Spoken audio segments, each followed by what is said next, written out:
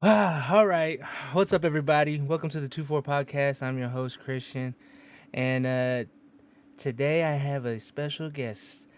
It's it's the Red Rocket himself, my broski from another Moski.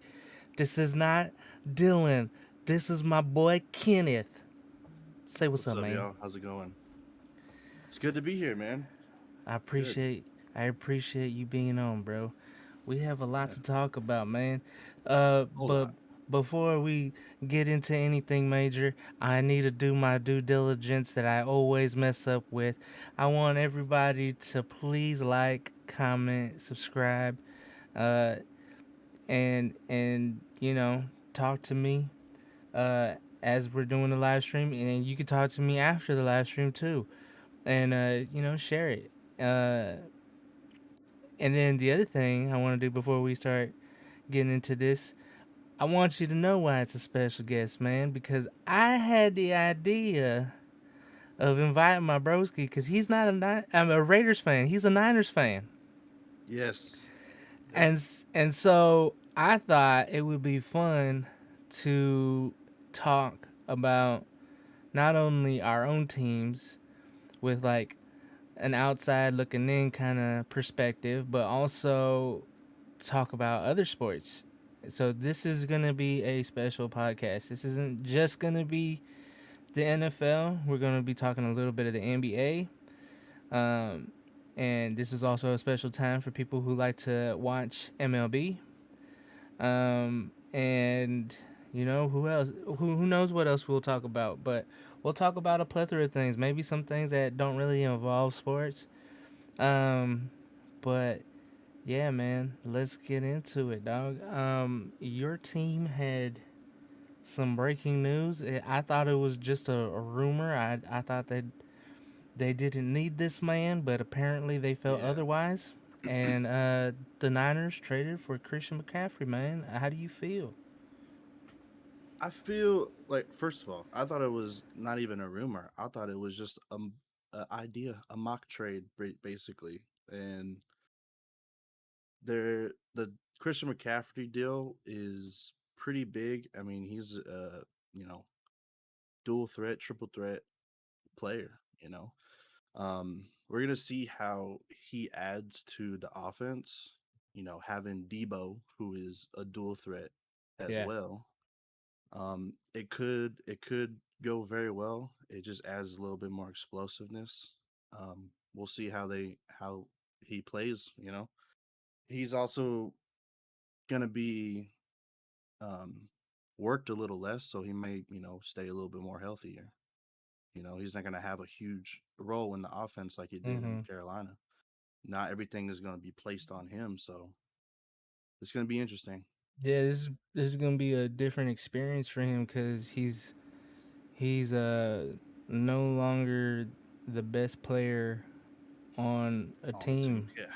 Um, and it's funny that you mentioned the whole health concerns because that was gonna be my question to you. I mean, are you concerned about his health, his Um, durability?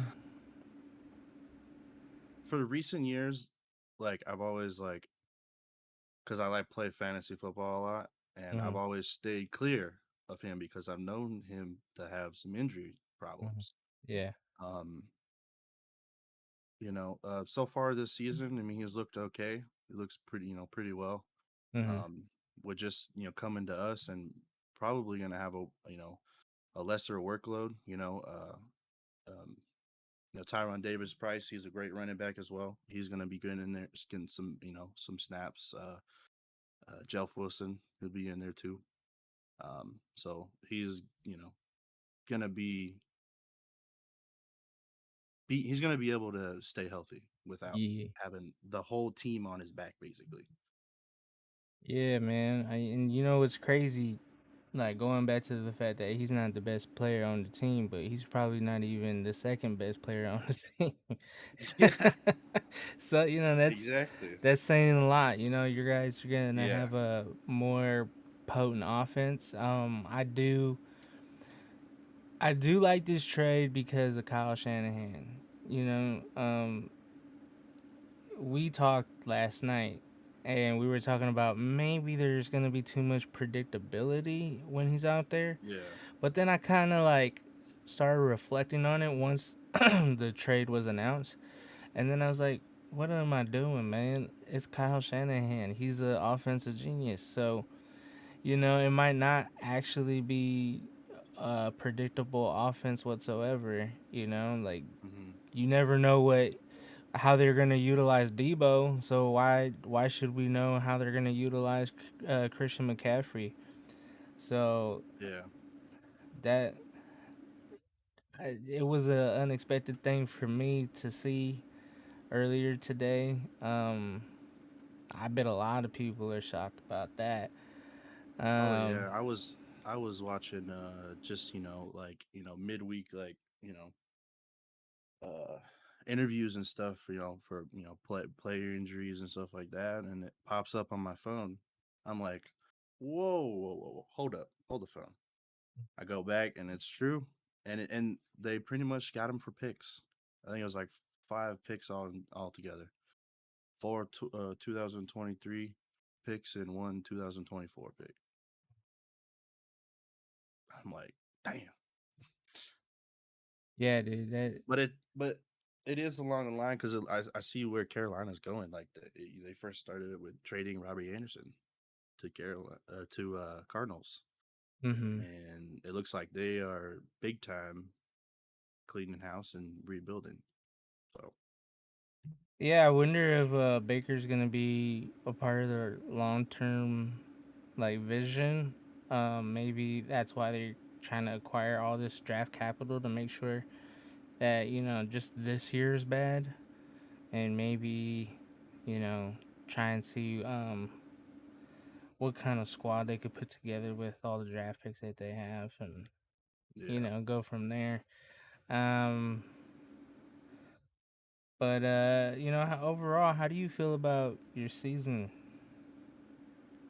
So far right now, I mean, feeling pretty good. Still feeling very confident about the squad we have. Last week was definitely a rough week. Being down so many star players on our defense, we really suffered. Atlanta, they took advantage. They capitalized on us hurting so many defensive players out uh, for us. But things are looking better as the week goes on. A lot of players coming back. Uh, you know, um, Jimmy Ward is coming back because he had suffered a slightly broken hand. He's got a club on his hand now. He's practicing. Bosa's back practicing. Um, and a big name too is Jason Verrett Mm. is back practicing at corner. Just the one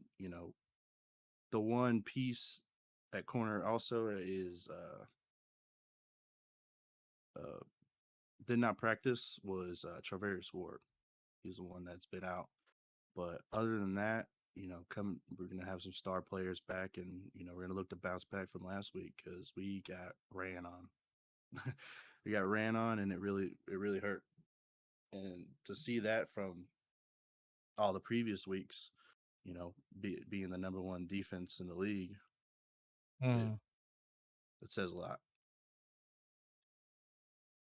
Do you feel as though with this addition, and I mean, who knows? Maybe you guys aren't done wheeling and dealing. Um, Yeah, but do you feel better about your chances moving forward? I do. I feel like we're gonna still be very competitive. Um, I feel like the offense is gonna just be just a little bit more explosive. There's some things that they got to work on as well. Um, we got a couple other hits to offense as well with losing Trent Williams and McClinchy in the Mm. last couple of weeks. But Mm. Trent Williams is soon to be back, hopefully this week. Um, so that'll be very good for our offense. But yeah, I have high hopes. We'll see how it goes, and in the mind of Kyle Shanahan, who knows what he's going to draw up. We now know now having this extra explosive piece to our offense. Yeah, and it feels like, in order to get over the hump, you need, uh, kind of like in the NBA where you, you try to make a bit of a super team by like having at least like three really dynamic players. Yeah, Um, and so it feels like you guys definitely have that for sure on lock now. for sure. It's just about keeping guys healthy and just getting there to the postseason, Yeah, and I mean, you guys might surprise people. I mean, like I like your guys' chances to go into a Super Bowl, and this was before the trade happening. yeah, Because I felt like the way you guys lost last year, it's the type of thing that makes a team either want to go back and take care of unfinished business, or they just kind of like do kind of like what some other teams have done in the past. Like, remember when Jacksonville was really good, or the Panthers were really yeah, good, and then like the following year they they kind of had a decent start, and then they just kind of like just fell off and we're never the same. yeah. So, but I don't feel like that's your guys' team. You guys have been kind of proven to be consistently in the mix. Yeah, for sure. And it was kind of like a, very questionable how we would be at the start of the season, going with Trey Lance. But Mm-hmm. now is Jimmy's team again. Yeah. It's basically the same team, even better than last year. Just more pieces. And so once Jimmy came back to play, starting after, Trey Lance being out, uh, a lot of people were excited because they knew that what Jimmy could do with the team. It wasn't for sure what Trey was capable of.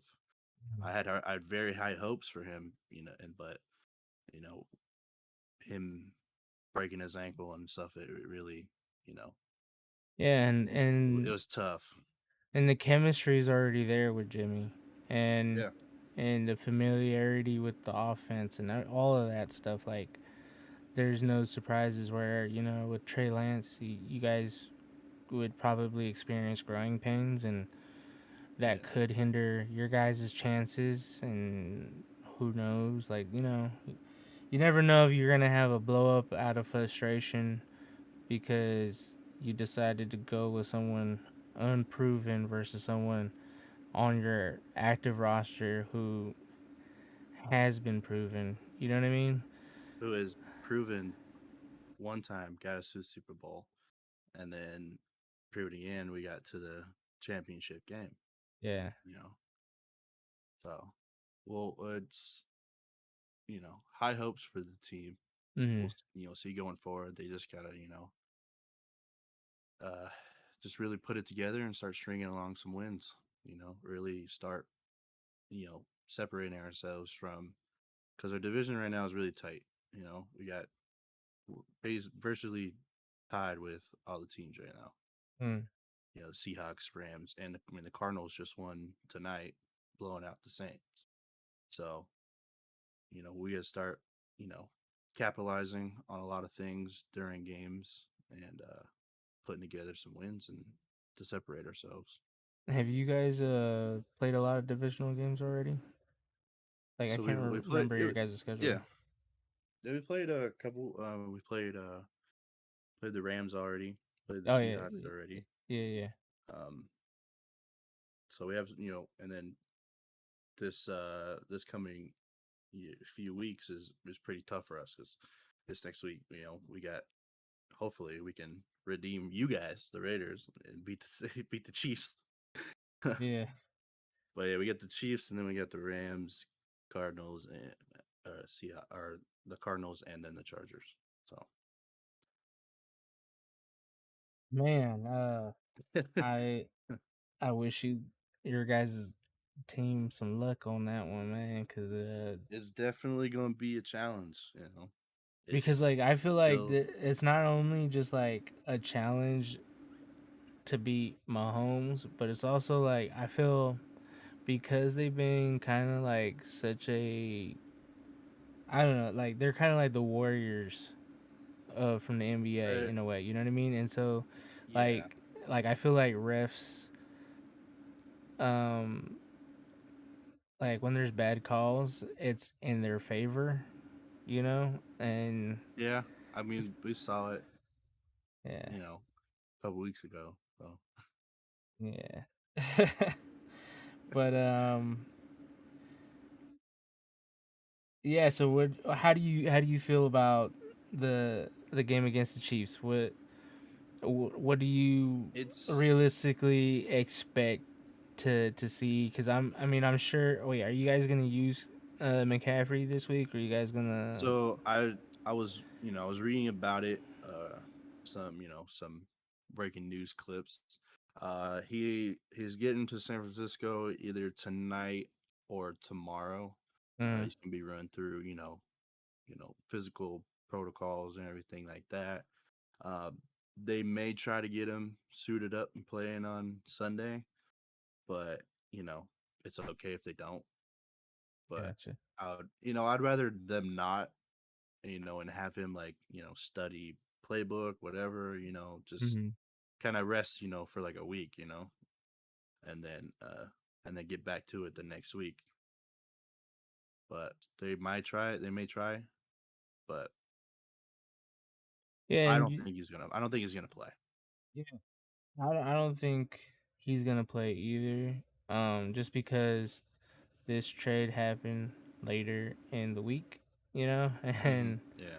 if it was If like it in had the, happened like 2 days ago, maybe, yeah, but yeah, I think it would be like a for sure thing unless they're like adamant that they want to go over the playbook with him oh and yeah, for sure. all that, like get him Get them sped up, you familiar with know. all the teammates and everything. Like, Yeah. yeah, Yeah, and the terminology too, because like most of these plays, all the teams use those plays, yeah, but they just have different names for it, you know. So you just gotta. That's the thing where he would, outside of like the I don't know 10-20% that is like just only new to San Fran. You know what I mean? Like it's yeah, their own plays, not like the common ones that the rest of the league share.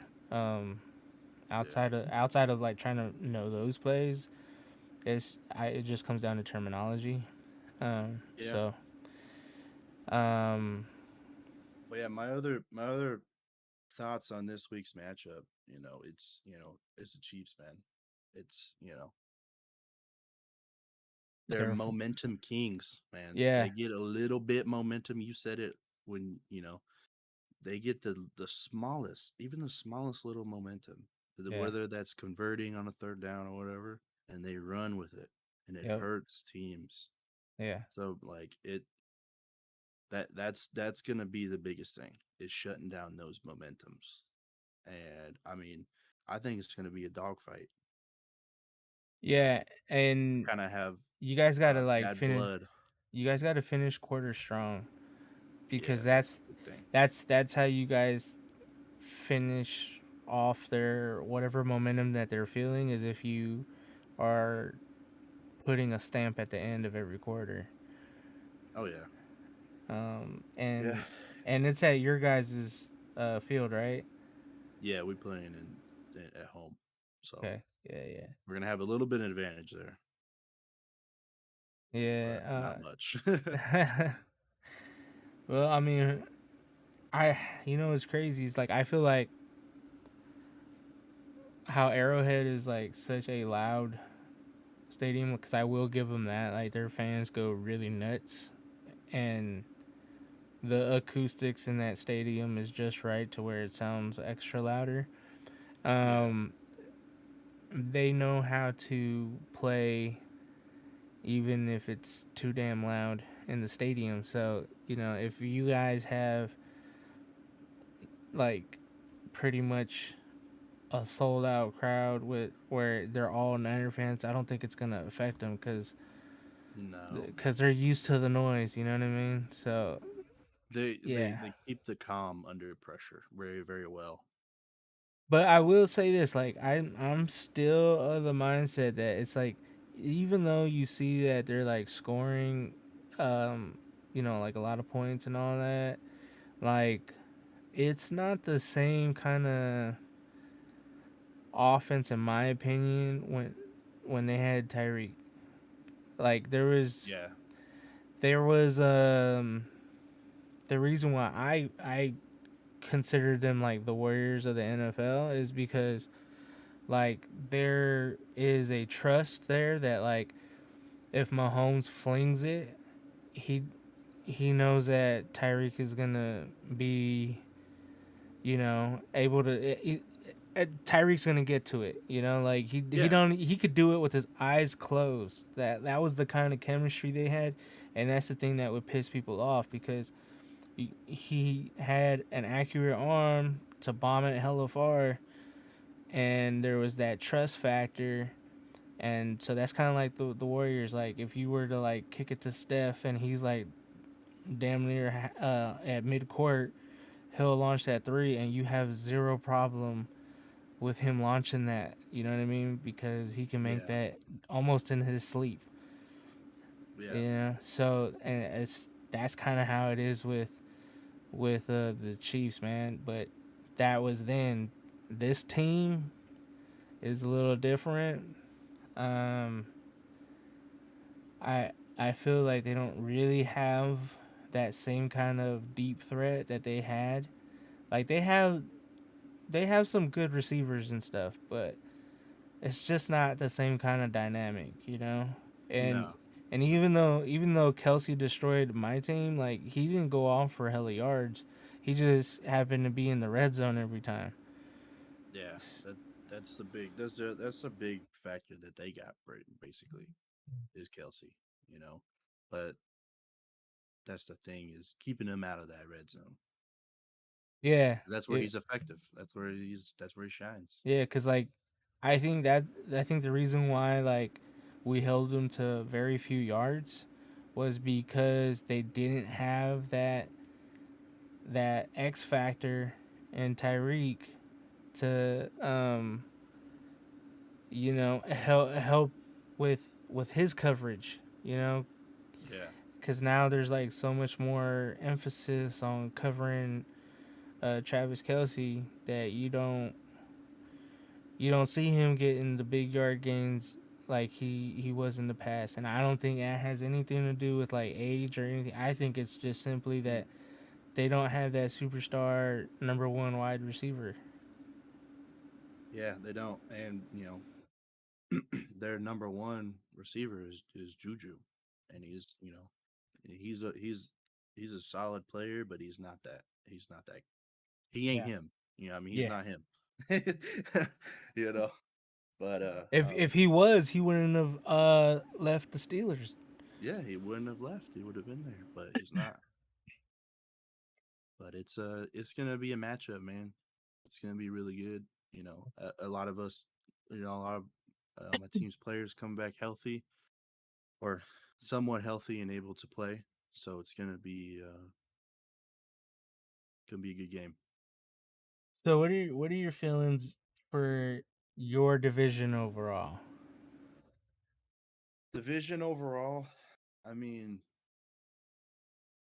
it could go it could go many ways. We could the Niners could continue to roll on and dominate the division, but there's a couple of teams that are kind of sneaky. Seattle is kind of that sneaky good team that you never know how they're gonna play on when they play. Uh, obviously the Rams they look like a different team, but I still feel like they can win games. But if we're talking at the end of the season, how it's going to lay out, I think San Francisco State takes the division up top. I totally agree, man. I think that you guys are way too balanced on both sides of like, you know, you got elite players on offense and you have that on defense as well.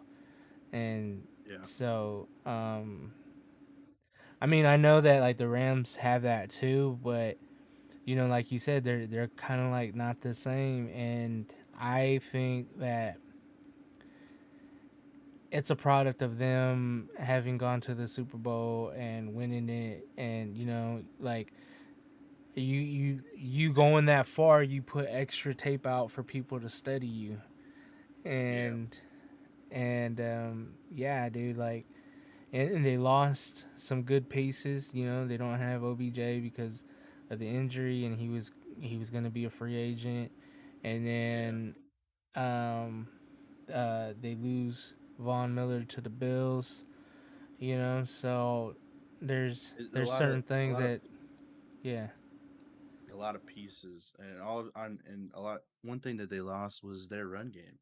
Their run game was pretty decent last season, and now it's just kind of like not there. Cam Akers has not been the same, mm-hmm. and then on that offense, they really only have two offensive weapons in Cooper Cup and Tyler Higbee. Like Yeah, that's about it.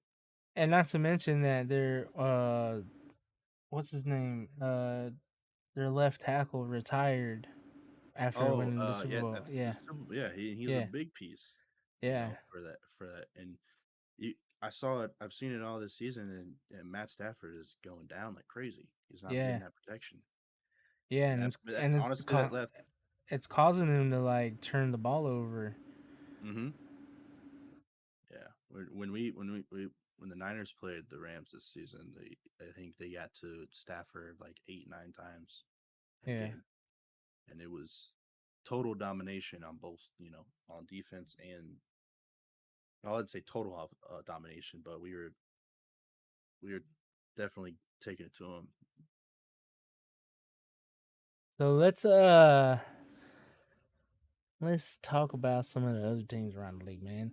Yeah.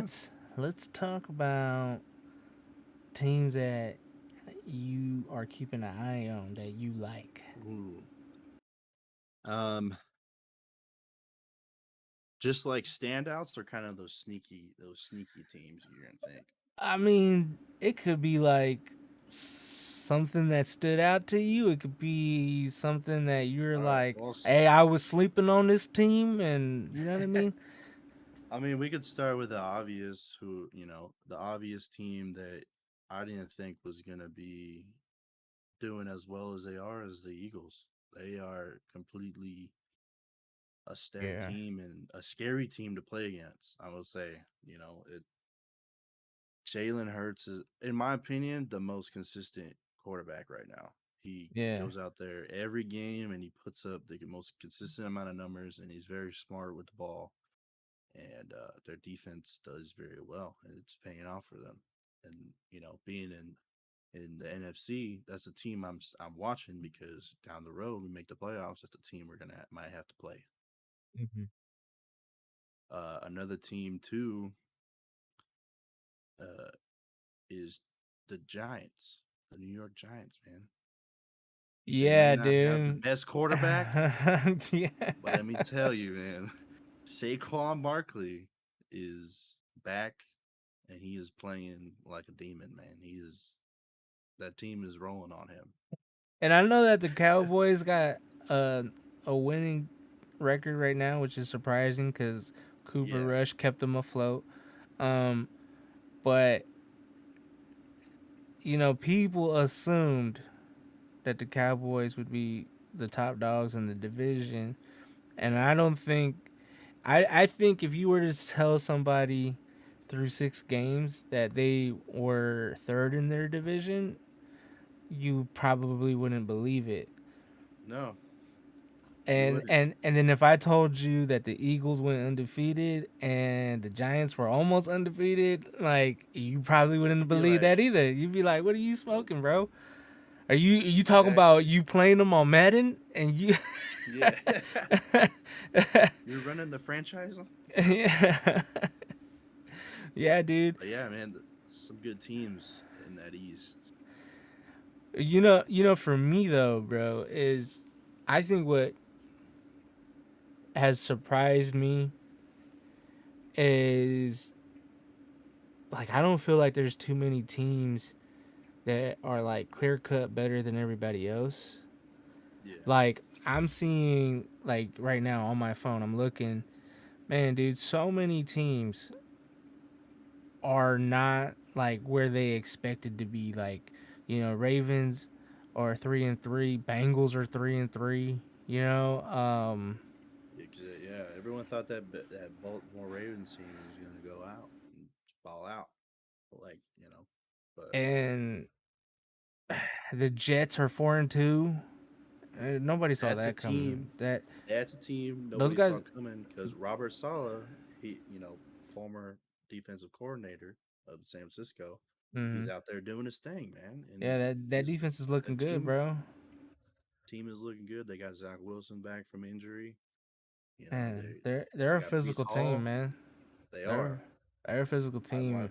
I watched them beat up on the Packers this last week, and it was it was surprising to see. Yeah, and yeah, dude, it's just like there's so many teams that are 500, some teams below 500 that you wouldn't expect to be that way. And then there's teams with winning records that you didn't expect to have winning records. Like, dude, it's crazy. Like before the season started, like going back to your division, ain't nobody would have said that through 6 games that like your team and the Rams would just be 500. And Yeah, then they also wouldn't have kind of said that about the Seahawks and the yeah. Cardinals. Like, Everyone thought the Seahawks were down and out. They're going to be the worst team, yeah, man. but I thought they were gonna they're going like to have. fold. I thought they were gonna just have like the worst record, and they were just gonna just tank it. Tank it. Cause like, I mean, they had opportunities to like one get a quarterback. They were supposed to possibly go for Baker Mayfield, and they were like, "No, I'm good with like Drew Lock, and I'm good with Geno Smith as my quarterback." Big Gino, the And man that didn't write back. yeah, and they're using Geno, and like we've seen Geno be a terrible quarterback in this league. You Yeah, know, when he was with the Jets, I mean, it was all bad, bro. it was. Yeah, And dude, the Packers are 3-3. Like that surprised me a lot. The the freaking Buccaneers, bro. Like they're 3-3. Tom is struggling. he is. The Falcons being But his, 3-3. yeah, Like the reason why it surprised me that they're 3-3 is because I thought they were gonna be a bad team. I thought they still didn't have enough. I thought, Mariota was not the answer for them to possibly get some wins. yeah. And it was like, yeah, go ahead. Everyone thought he was gonna be, the Mariota of recent past. Hmm. He's coming from Oakland. He was or not Oakland. Kind of Oakland, but Vegas Yeah. being that backup. And they gave him the starting position, and he looks pretty solid. And after last week against the Niners, he was looking like Marcus Mariota of old. You know, he was running, he was passing, his stats were amazing. Hmm. Given we had a hurt team, I mean, it's still not an easy job to get done. You know, Yeah. him having Kyle Pitts and Drake London, and he's got some offensive pieces. And surprisingly, they're in the fight too.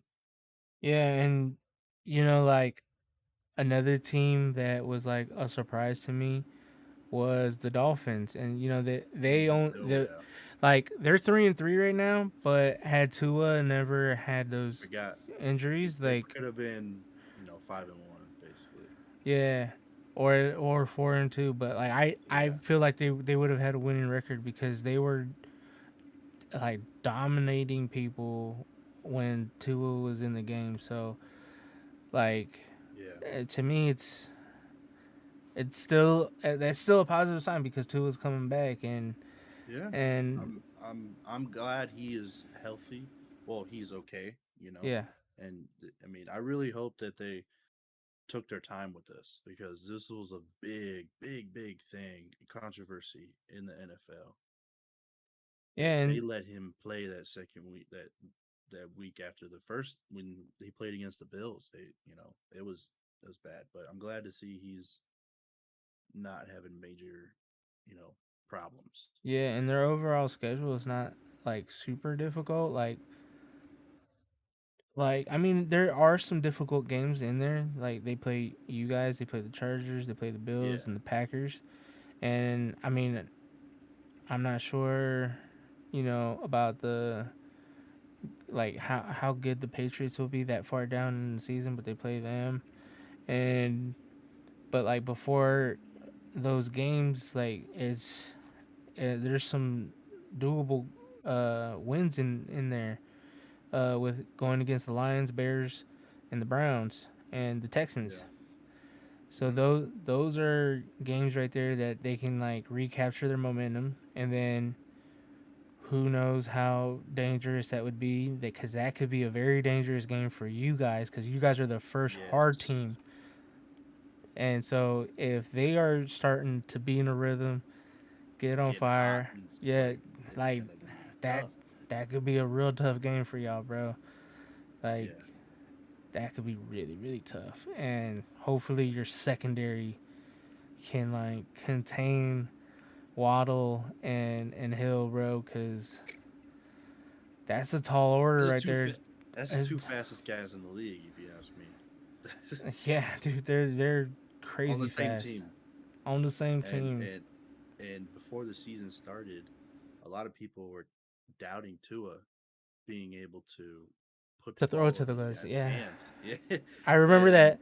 I I mean, remember that practice video that was like a meme where Tyreek where he had to was like slow underthrowing him. down. Yeah, like Tyreek had to Yeah, slow down in order to get the ball, and all that was just some like training camp type rest, long off yeah. season.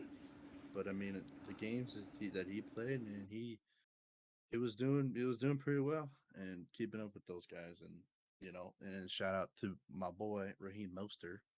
You know, he's having pretty decent season coming from very very bad injuries.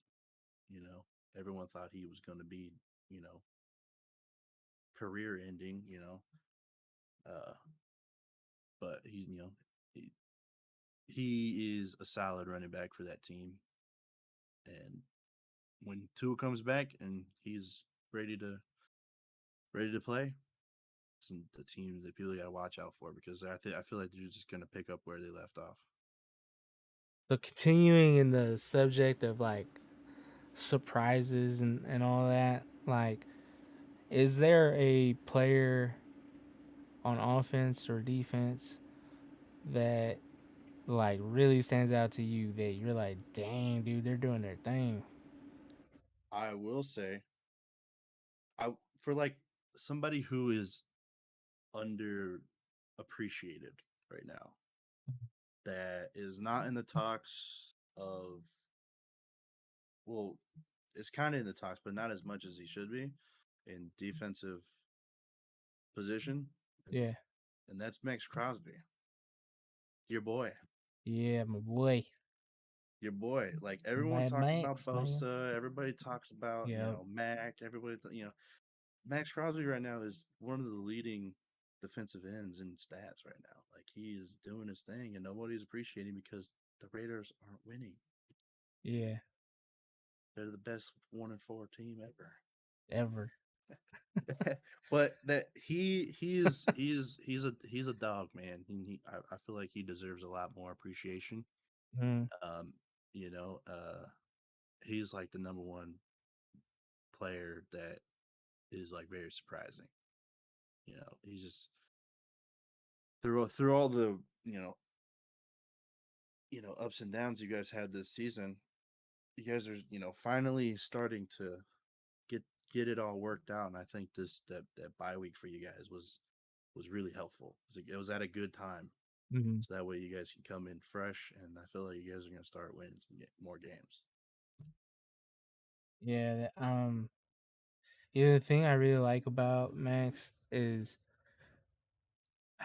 you know, it goes with what you were saying that he's underappreciated and just like people probably aren't paying that close attention to him and all that. But like, Yeah. if you were to tune in on a Raiders game, like this dude, his energy from beginning to end is always the same. There's no drop off, He's and everywhere.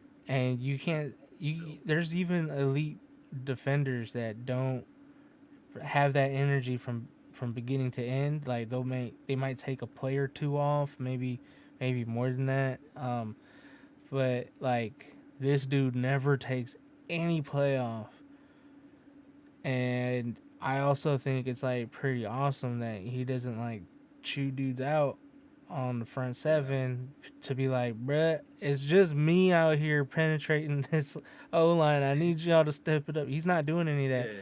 He's He's not always like, selfish. he's always like, don't trip, man. You'll get there, bro. It's a matter of time.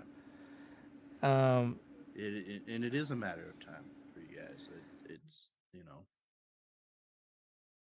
for me though, like if I had to say a player that has like stood out, we gotta go back to the Eagles, man. Jalen for me is like, dude, like okay, so I liked him in college, but then like for whatever reason, when once he got into the pros, like there was not the same feel, yeah. because like in college he would have like some really freaking amazing games where he's like throwing for a bunch of touchdowns and he's even like running one in for a touchdown. Like he was doing some like young Colin Kaepernick type stuff, bro. Yeah. Some Patrick Mahomes type stuff.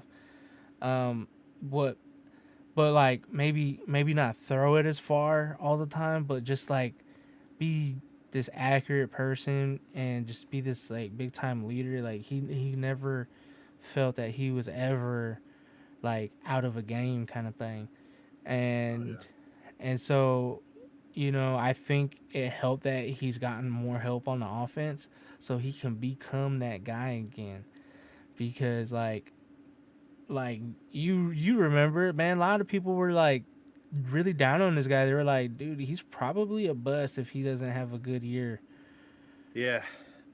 And him being the backup for that team for a little while, he finally got the chance, and he did okay. But now he's really coming into his own, and he that's why, like I said it earlier, he's the most consistent quarterback right now in the league. Yeah. And you look at his stats are just very very good. And not to look at a statistic point, just like watch the game, like watch how he's playing. He Hmm. plays very smart, and he controls the ball very well. So what? Let's take it back one last time to your team. Okay. Do you think I'm gonna put your feet to the fire? Do you think your team is gonna pull out this dub or not? And if you want to throw out a prediction of score, you can. It's all up to you. I'm always I'm not gonna lie, I'm a little chicken shit when it comes to putting out a score. But I have no problem like giving out who would win the game. It's just the score thing. It's like I don't know what it is. It gives me anxiety trying to put a number out there. Well, my honest opinion, all right, Uh, I think it's going to be a damn good game. 49ers are going to win. It's going to be, say, I think it might be a high score game. Let's go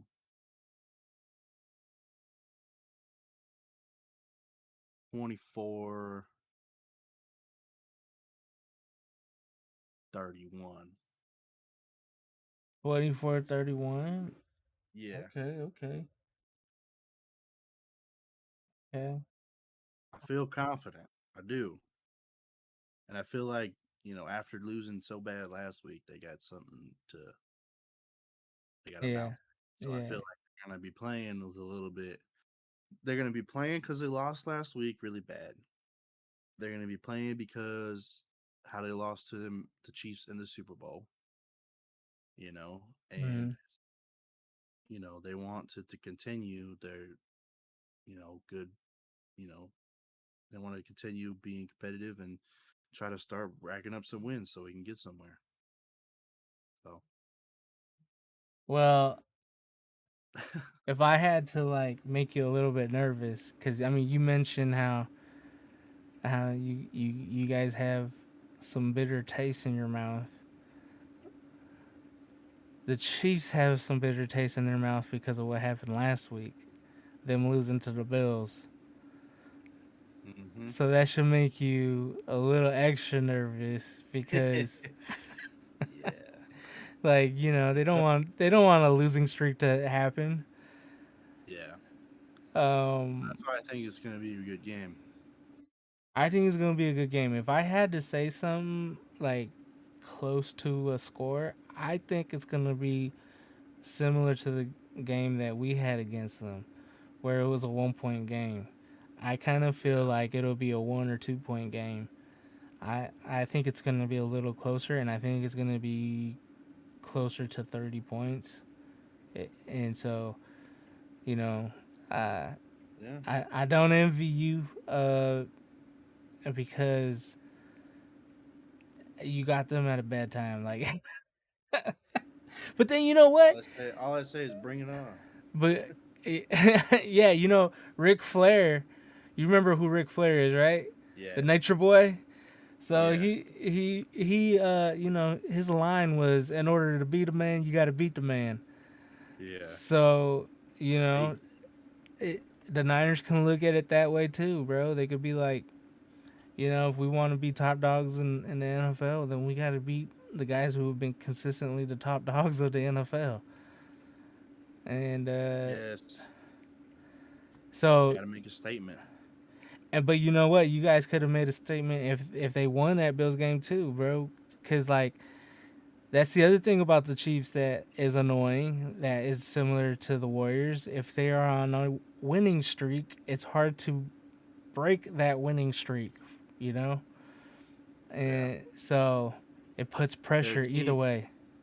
They're a team that is a great winning streak team, but then if they lose a game, they're really good at not losing games in a Multiple row. games, yeah.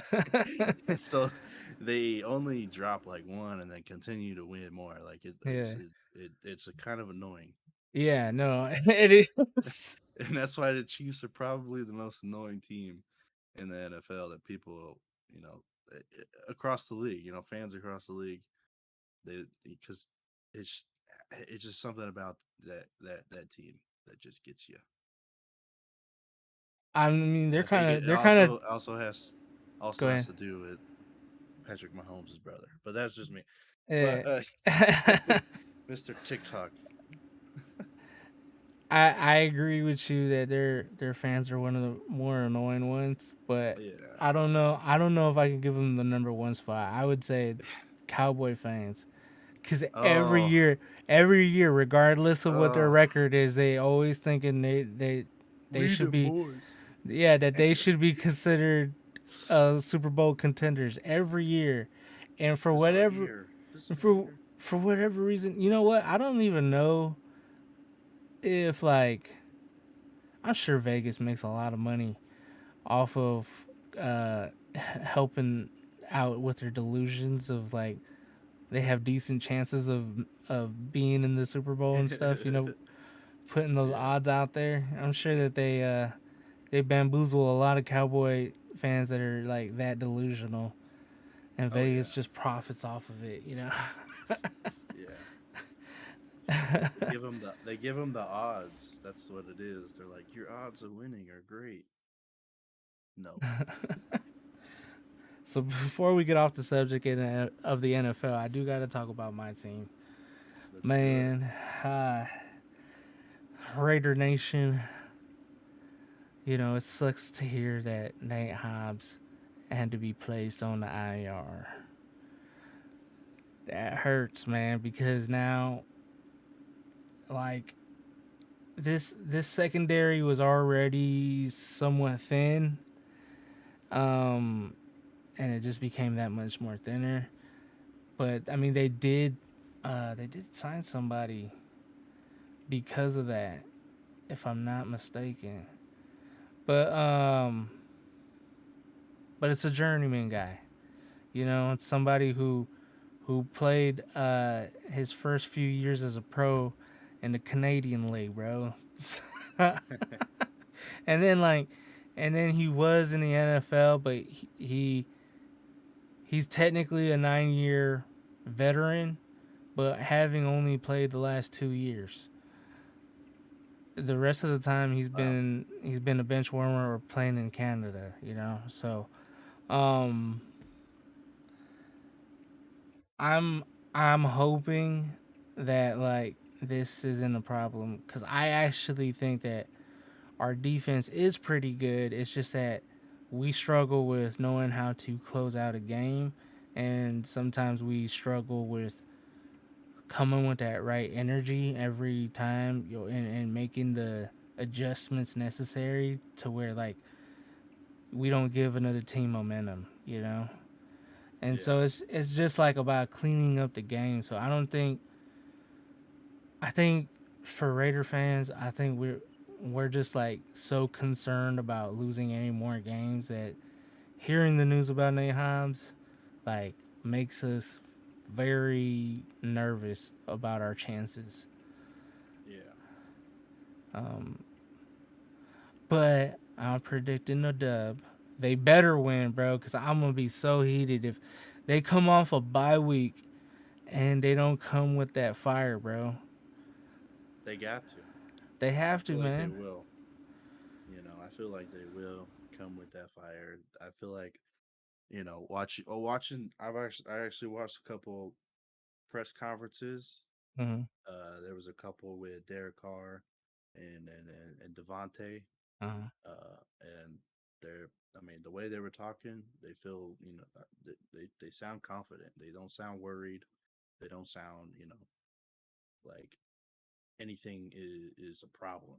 They're just ready to get after it, and I feel like Gilly's gonna come with that heat, Yeah. that Vegas heat. um. Yeah. I mean. I am liking our chances against the Texans. Like, I don't think that you should ever take an opponent lightly. Um. Because they're pros for a reason. The Texans Yeah, actually have a pretty good defense, and also, if I'm not mistaken, they have a pretty good run game. yeah, So they have something to build on for the future, and then they're going to become a problem a few years down the road because they are a young team with a yeah. bunch of players that really want to prove themselves, and plus they got all kinds of draft picks from the Browns, and Oh yeah, you know they what I they're mean. So gonna they're gonna be drafting probably some good players in the next couple of years, and they're probably gonna try to get back to Texans team that had Deshaun Watson and Don DeAndre Hopkins, and like they're gonna they're gonna be there. I mean, they're still gonna come out and compete against you guys, and like you said, you should never take anybody lightly. yo, quick side note, man. D Hop is He's back. coming back from his suspension. Does that scare you, man? I That mean, because he like played tonight. yeah, He played against the Saints. but what I'm saying is, does that scare you Oh, that he's for back? division, I will say he is what do you say? He's that monster you don't want to play against. Yeah. He is that he he's that player that just goes up and just gets in your face, gets down there and scores. He's you know He's a top problem. wideout. He's a Yeah. problem. And I mean first came back. I didn't really watch the game, but I watched I saw the stats and everything. He's having a game. He scored a touchdown. Have some receiving yards, so he's getting back in the groove. Do Yeah, I think dude. that just him coming back is gonna turn the Cardinals team around? No, because the Cardinals right now they actually have some interior problems with their coaching staff, and play calling is a big problem for them right now. Mhm. And that doesn't help when you Yeah, have a lot of talent. yeah. So Yeah, that's pretty chaotic and yeah, but I feel like if Kyler really wants to prove himself as like he's deserving of the money he got and all that, yeah, then him getting D Hop back is his opportunity to, uh showcase what they're capable of. yeah, And if that's the case, then to me, I think they're a bigger threat to the Niners than the Rams are. oh yeah, for sure, for sure. Because not along with DeAndre Hopkins, I mean they got Rondell Moore's coming back, Marquise Brown, like they have weapons, and they've you know if they can figure it out and put it together, they're going to be an opponent to be you know Yeah, worried and before Devontae took the crown of being the best wide receiver, the guy that was holding that for a little while was D Hop. So about. um, Yeah, it's it's gonna be interesting to see your division now that he came back because I like completely forgot about him. I was yeah, the season went on without him, so I just yeah. I I forgot forgot. about all the suspensions too, like D Hop, and then down the road the Browns are going to get Deshaun Watson back. Hmm. Like I totally forgot about that because I was not even. I totally forgot that he was Yeah. out. So taking it back to my team, I hope my guys stay committed to the run, man. Um, Josh Jacobs is a monster, bro. Uh, He's on demon time. I don't know what time y'all on, but Josh Jacobs is a man to watch out I'm because he I gets in the open field, he's gonna stare you down and run you over. I'm sure there's a lot of people in fantasy who had drafted him and like they're just loving the dude. Oh yeah, oh yeah, big time. I want him. I Yeah. you know I would want him on my team. But man, you guys do so well with the run. You guys are a run team first. Like like I feel like your offense does flow through that run, and then Hmm. you get in those deep pass plays, which are Yeah. gonna hurt a lot of teams. And he is probably playing the best football he's played in the last few seasons, Yeah. last couple seasons, and it's nobody thought he was gonna come out running like that, Yeah, which no, is he's which is he's great. he's super aggressive with everything he does on the run. Yeah, And it not only aggressive, but he's like smart aggressive. He takes, yeah, like you said before, he takes time, and yeah, then he violently just hits the hole, and he cuts violently, and it's almost like it's his his run game is almost similar. It's like a mixture of like Saquon Barkley and Le'Veon Bell. yeah, Like he runs with intent, but his vision is great, like Le'Veon yeah, was. yeah. He's that's something that I've noticed all season is like there's this level of patience as soon as he gets the ball in order to make like a clear good cut when seeing that hole, that opening, for him to just like burst out. And in this way, when he like comes across a defender who's like, a linebacker or something, he's like ready to go through him, or if it's somebody in the secondary, he's ready to go through that guy, stiff arm him, something. Oh yeah, He don't have to juke him or anything. He's just like, you know what? It's time to get tough on these dudes and do some like beast mode yes, type stuff. Uh, yes, so yeah. yeah, he's he's been impressing me a lot. That's another person he reminds me of. Yeah, Beast mode, the yeah, relentlessness to just go after somebody. yeah. And Like I'm not gonna run past you. I want to run through you. I'm crossing my fingers that they rush with him 30 times, because I think that's what's needed is 30 That's times probably with gonna him. be the key to the success. Yeah. Um. So we talked about the NFL, man. Let's switch it up, man. Let's switch Yeah, up the sports. Let's talk about basketball let the because people know that we are huge NBA fans as well, yeah, yeah, man. and it's a great time of the year to be a sports fan in general.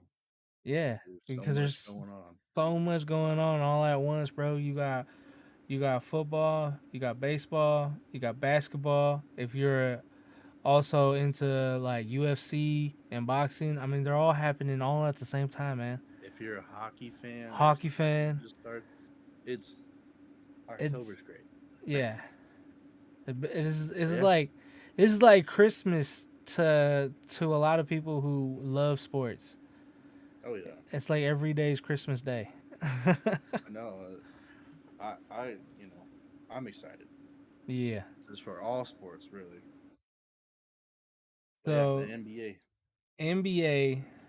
kicked So off their season. yeah, they kicked off their season, and I was so excited, man. I Oh yeah. you I was man, excited when preseason started. dude. Summer league started. Like that was when I was excited. I was like, yeah, basketball's back. So man, where to begin about the NBA, man? Let's I guess let's just talk about like how about this, man? We just started talking about the team that you and I root for because for those of you that don't know, I'm located in Sacramento. Ken has he's right now located in Vegas, but he's grown up in Sacramento, and Lived and grown up in Sacramento for 18 for years. yeah, so it's kind of hard not to be a Kings fan when you're from Sacramento. I know, they're not Yeah, yeah. they're not a good team every year, but there is something about them that always makes people enjoy them. Like they Yeah. always have a player or two, even during this long drought, which they are now the number one owners of the longest drought. Um, there's always one or two guys that like enamors people that are not Kings Mhm. fans, and then they kind of like secretly become a Kings fan because there's just something about it. And it's because like Sacramento, although a city, it has a small town feel to it, and Yes. that's like crazy because it's the capital of California, and Doesn't and have the vibe that LA has. yeah, Doesn't have the vibe that, the Bay any Area other big has, made the yeah, Bay Area has. It's it's people call it a cow town for a reason.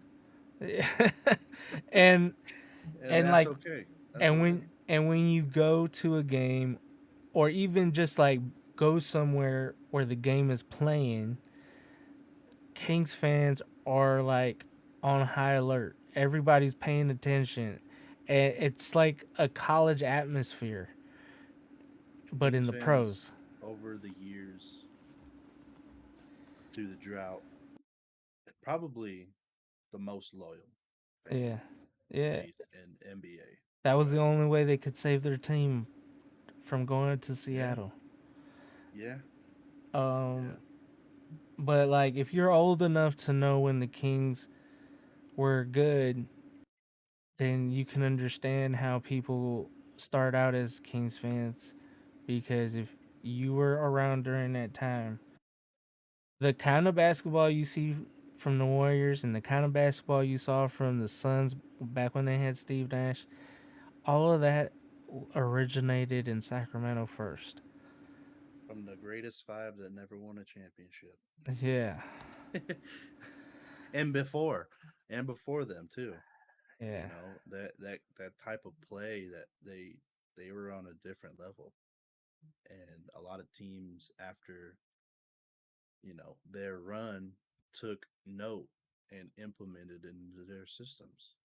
And now you see obviously the now the NBA culture has changed. There's a lot of, big threes, 3 point, shots going up, and you know, not of the a lot of the nitty gritty in the paint play. It Hmm. still makes for exciting basketball. Yeah. But yeah, So now that we got that out of the way, just giving introductions to why we're Kings fans. Let's talk about the Kings, man.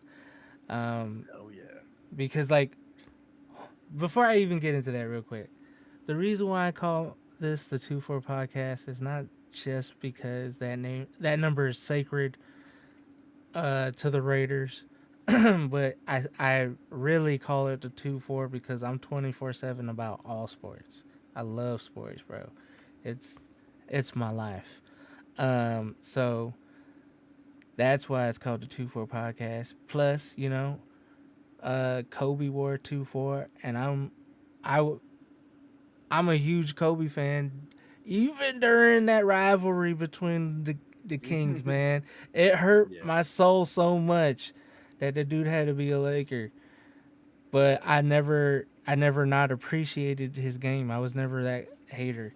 So with that out of the way, um, the Kings, they had their first game yesterday, and it was against the yeah. Trailblazers, and it did not end the way that they wanted it. But I have to say,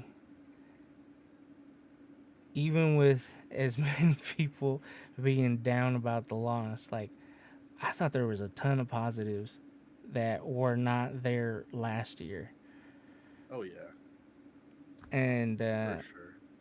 and I know that Mike Brown, in his press conference after the game, he said that this isn't the same team that I've seen in training camp and in the preseason and stuff. Like he said, I got glimpses of it, but for the most part, this is not the same team. He's like, I only saw that team for like 18 minutes. And so I know those are harsh words, but the reason why the Kings hired Mike Brown to be their head coach is so that way players could have accountability and he could challenge them to be better than what they were. And I think that the next game, you're going to see a difference. It's not going to be 18 minutes, it's going to be more than that next game. And it's only going to Yeah, keep building. He's yeah. a culture change doesn't happen overnight. No, And so, but I see culture changing. So I want to know what you saw. I saw a lot of development from this coaching staff with Mike Brown and everything, and really honing in on all these players and skills and trying to see what five work together in different situations. It was, that's going to be an experiment because Mike Brown is new to this team, and he's going to see who pairs well together. And we saw that. We saw, in times where he had to throw out a defensive five or an offensive five, you know, and mix it up a little bit. But I'm seeing a lot of better play from. I'm seeing a mature De'Aaron Fox. He's coming in. He's looking good. He's feeling good, and he looks well rounded. A lot better from the last couple years. And there's a lot of good things to put. You know, even though we didn't get the win, there was a lot of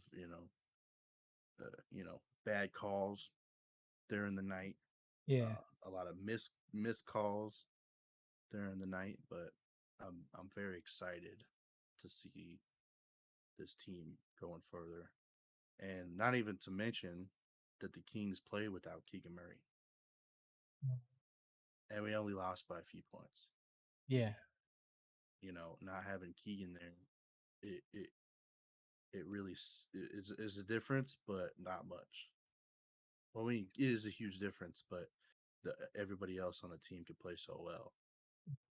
Just adding him is, an even bigger threat that Yeah. teams have to deal with. And we're going to see that on Saturday. So I'm pretty sure he's going to be cleared to play on Saturday. Yeah. I'm pretty sure too. Um, you know, I liked what you said about De'Aaron, that you saw Mm-hmm. a much more mature version of him than what we saw last year, because like last year he was such a letdown. Yeah. It didn't he didn't take off until he got Sabonis. When we got Sabonis, then you saw the things that we had expected to see from the very Mm-hmm. get go, and like that's what we saw game one. Game one, Game 33 points, 7 rebounds, and 7 assists. Like, Yeah, that's because like that's what you want from a point guard. I remember last year. Last year, dude was like, see, some people think that he was like overweight or something like that, like not quite conditioned, but he put on more muscle, Muscle, and yeah. so that takes out a lot. Muscle takes a lot of oxygen, so that's why he was looking so gassed, and he didn't look as like as energetic and spry as he should have been, like the way he Yeah. was last night. And so I see that he's like, you know what, I experimented and that experiment was a failure. Back in the Yeah. day, Charles Barkley, when Moses Malone was trying to help him get in better shape so he can see more playing time and all that kind of stuff. Um, they they kind of experimented with what's his best ideal weight for him to be really effective and but not be too light to where he couldn't do the bully ball, you know. Yeah. And so I remember he lost a ton of weight, and then he went a little bit too low, and so he brought it back up, and then that's when they found out, like, okay, that's the weight you want to be in. And when he figured that out, this dude became MVP of the league. And so De'Aaron, you know he he knows how much needs to be put on his shoulders. He knows he needs to attack the rim. If you think Yeah. about MJ, remember back in the day when he was fighting against the Pistons. In order for him to really be able to fight back, he had to do what? He had to go into the gym and kind of reshape his body so he could take that punishment. So I feel like that's what De'Aaron was trying to do last year, but then he was like, you know what? That's just a little bit too much. I need to like shrink down a little bit more, and and yeah, bro, because like there are plenty of thin dudes that you wouldn't like believe that they're like that strong. Like Doug Christie. Doug Christie was always like a slim figure, but this dude Yeah. was very strong, and he would say that was me being like NBA strong. Like I don't need to be all bulked up. He didn't need to look like Dwight Howard. No. He just needed to do enough in the weight room that didn't like add too much size. It just kind of like made him strong, like Bruce Lee strong. You know? Yeah. Well, just well conditioned Yeah. and not too much to where you're feeling just drained at halfway through the game, you know. And Mm-hmm. looking at De'Aaron, he he was going. It looked like he played the whole game. Like, not gonna lie, I watched the game. He was out there a lot, and A lot. Yeah. he was playing. He was playing fast, and he was hustling, and he didn't look like he was I like he saw was last season. I saw better defensive effort from him than I The have whole since. him and the whole team, when they Because made mistakes, they were hustling back, trying to get a block maybe, and not making it an easy play for them. yeah, he led the team in minutes with 35, so he played majority Yeah, of the game. And but like it's important for your better players to be that active on both ends of the floor, not just on one end. Because like if you see your best player out there hustling, fighting for the 50-50 balls, diving on the ground, just really just putting it all out there, like then it's like yeah, what's your excuse? You know that you're a role player, so you need to do your role to the best of your ability, because the best player is over here putting the whole team on his back. yeah. So So it's really gonna say a lot, and I think if he keeps playing like that, a lot of people are gonna follow him, and that's why he's gonna be one of the team leaders, and people are gonna want to play with the energy that he's playing with. yeah, and yeah, I'm already seeing Mike Brown's imprint on this team, because like there were a couple players that made me scratch my head that we let walk. Um, like for instance, Dante DiVincenzo. Um, Mm-hmm. he's an athletic guy, and when he was with Milwaukee, he was a really good defensive guy.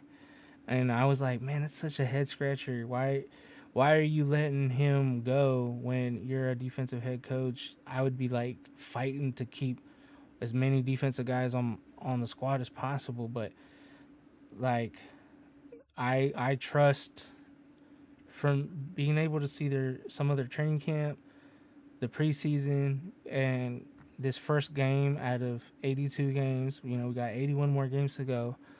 Yeah, Like I'm not questioning their decision on not bringing back Dante DiVincenzo, not bringing back some of the other guys that were are better defenders from last year. Because like I'm seeing guys that are doing like twice as much as what those guys were doing last year. You know what I'm yeah, saying?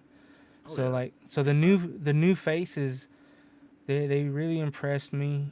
Even Herder, like he like I knew he was a really good 3-point shooter, but like he put out effort. He put out effort on both ends, Oh yeah, and a lot of times when you have a dude who's like a specialist at like shooting threes, like a JJ Redick, they're usually like the weak link on defense. And I kind of didn't feel that like Kevin Herter was ever being truly attacked, like, oh, this is the weak link or anything like that. Like yeah, it really felt like he was holding his own, and the team recognized it, and they're just like, we just have to run plays. We can't worry about like attacking a single dude, because these guys are doing really good individual and team defense.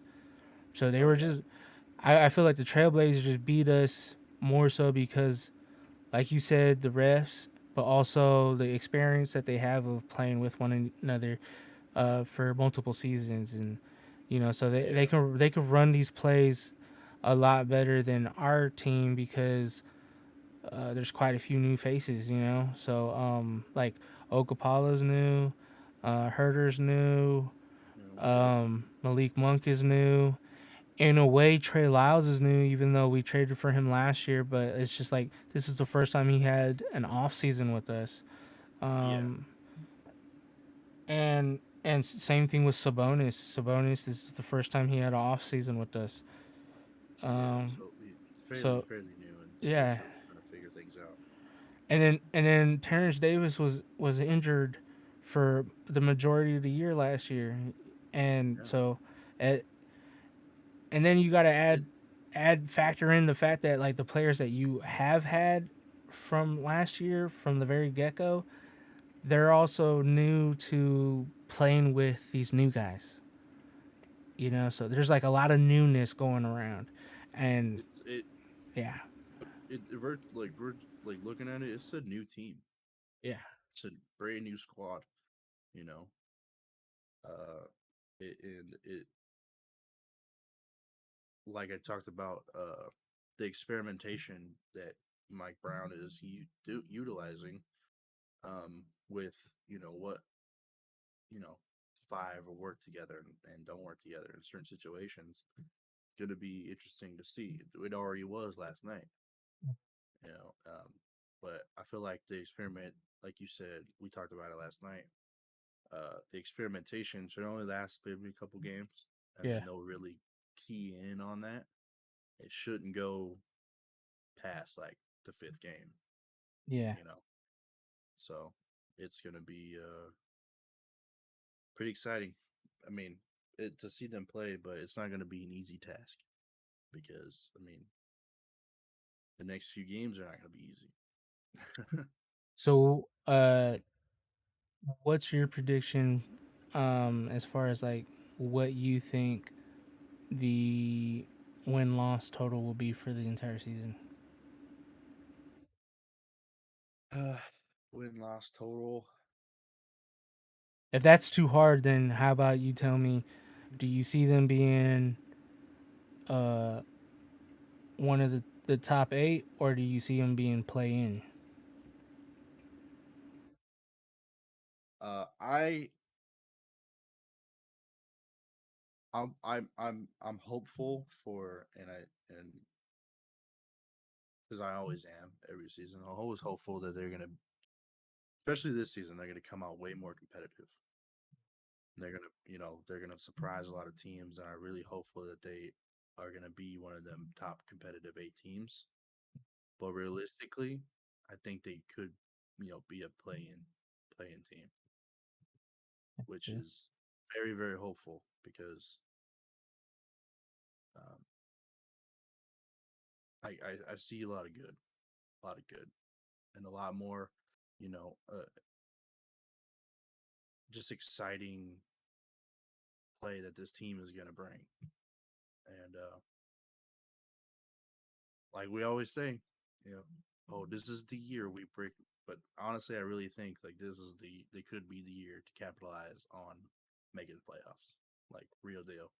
Yeah, and with the way this team is constructed, bro, like I legit don't see too many people being possibly traded, and like the constant retooling where it's like a major retooling, Yeah, trading Tyrese for Sabonis was a major retooling. I don't really see too much of that happening this year. Like if they do it, it's either gonna be Harrison, or Rashawn Holmes. It's gonna yeah, be one of those two. But for the most part, dude, I feel like for instance, like Malik Monk, he's with us for 2 years. I feel like with if this team looks solid, like those 2 years can easily get another 2 or 3 years. And Malik Monk will be here for like 4 or 5 years in total, or yeah, something like that. So that's yeah, always a man. good thing when you can really visualize, like a nice handful of players that you're like they're guaranteed to be there, and that's something to build on. Because like too much change can really mess up, a team. Like that's why the Warriors are so good, because the main pieces are the same every year. Yeah, And yeah, dude, I think their play in, I can't really put a number on it until I see maybe 10 games in total, and then Yeah, I'll it's. probably I feel mean, more comfortable. it's still early to tell, but Yeah. just seeing like the chemistry that these guys have right now, and the confidence and the support from this coaching staff. It's like you said, hold Mike Brown coming in here and really holding these guys accountable for a lot of things, and bringing the best out of them is gonna really drive us forward. Yeah. Um. I So will I say it's not gonna be an easy task though. yeah. This is gonna be a fight, but I feel like if everyone stays healthy, it's gonna be an exciting season. I think a good test is gonna be this Saturday against the Clippers. A healthy Kawhi and a healthy Paul George and Yeah. John Wall, it's gonna be tough. And they're gonna want to keep their win streak alive of one game, because Yeah, they beat the Lakers, and they don't. And the other thing is they don't have to travel far to yeah, to play us, because Sacramento and LA is only a few hours away, and if they're coming by plane, which they are, that's just an hmm hour. Um, but man, dude, I realize that we have quite a few tough games to start out the season. hmm Like, yep. Clippers, Warriors, Grizzlies, Heat, Hornets, That's what. Heat again. Like Yeah, I that's said it's not gonna be easy. the only one that's like kind of in the air is Magic. Um, and then and then we go against the Warriors again, and then the Cavs, which they added Donovan, and that's probably going to be a very scary team. We got the Uh, hardest schedule ever. then Just it's, looking down the road, it's just like, then it's the Lakers. Maybe by then the Lakers get their act together, or if not, then we're gonna still own them. yeah, Then it's the Warriors. Then it's the Nets. God damn, bro, this is. uh, that's why it's tough. but But I feel like we can compete. but you know what? Even with it being tough, man, I I think the NBA is in a similar situation to the NFL right now, because like the NFL, a lot of these teams are somewhat equal to one another. That's why you see so many 3-3s and all of hmm that. That's a reason why you don't have such dominance in any one division really, except for like two teams, or like Eagles are the more dominant team in their division. The Bills are the dominant team in their division. You get what I'm saying? And so Yeah, I kind of feel like the NBA is going to have that same parity, where a lot of these teams are just super talented, and yeah, they're all going to give each other L's. Like there might there might just be a lot of teams that have similar records halfway through the season, and yeah. that's It's crazy. gonna be interesting to I- to see the And league. I hope it goes that way, because that makes for a much more interesting season, where like you Yeah, are completely clueless on who's the absolute best of the best. yeah. You know, And if it plays like that, where a lot of teams are equal, postseason is gonna be it's gonna be even more nuts. exciting. It's gonna be crazy. That playing You know? tournament's gonna be insane, bro. To start off Oh the yeah, playoffs, yeah, that playing, whoever's in there, they're gonna be in there because they barely made it in to the play-in to begin with, and the teams that they're going up against, that are the seventh and eighth seed, probably are barely in the seventh and eighth seed, They're not much separated them. Like I feel Yeah. like there's not going to be much separation between even the top team from like I don't know the fifth seed or whatever. Yeah. So Yeah. like It's this is interesting. I've never really witnessed the season, not the season, the league being this good on both conference. Usually one conference is more crazy than the other. yeah. And for a long time it was just the West. Yeah. It was. And it over the years you see the teams, building like strong teams, but then you have the teams that don't have the big three or the big two, but play as a team and play really well. They play with all five guys. You know, they don't just play through two or three. And I think the Kings are going to be one of those teams that play with all five guys and play very well. Yeah. Um so I'm gonna pose a question to you that was kind of similar to when we were talking about the NFL. Hmm. Is there a team that you're going to be looking at that you're kind of interested to see how their season goes? That's a team that's not named the Kings. I'm going to tell you right now, the Chicago Bulls Yeah. look like on paper could be a really good team.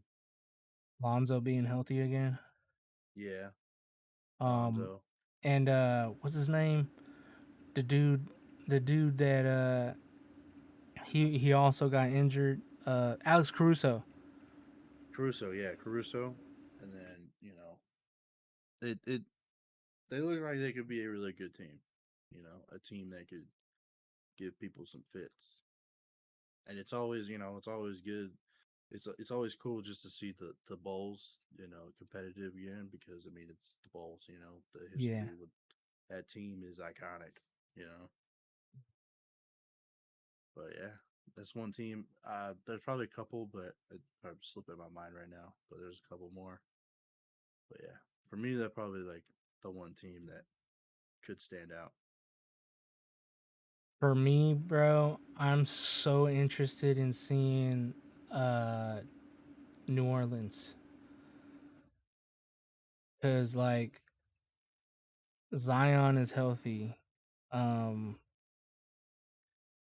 him and BI are going to be a Yeah. problem for a lot of Oh yeah. like Yeah. everybody already knew like the Grizzlies were going to be a problem because of what they did not only last year but the year before. Like they really saw a big jump in John Morant and the rest of his squad.